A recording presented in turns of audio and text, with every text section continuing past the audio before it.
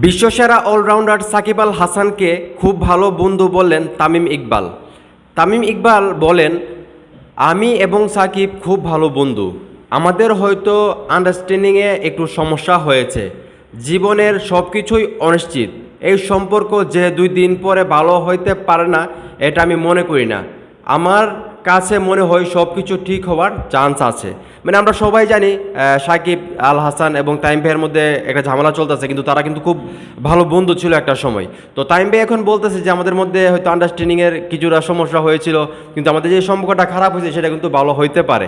তো আমরাও দোয়া করব সাকিব আল হাসান এবং তামিম ইকবাল ভাইয়ের যে সম্পর্ক যে ভাটা পড়ছে সেটা যাতে ঠিক হয়ে যায়, কারণ বাংলাদেশের ক্রিকেট ইতিহাসে এই 5 পাণ্ডবের এই 2 পাণ্ডব কিন্তু ভালো অবদান রাখছে। তো আমিও চাই তাদের বন্ধুত্বটা আগের মতো হয়ে যাক। তো এখন এই মুহূর্তে যারা ভিডিও দেখতেছেন, আপনারাও কি চান সাকিব ভাই এবং তামিম ভাই এক হয়ে যাক? সেটা অবশ্যই কমেন্ট করে জানিয়ে দিবেন।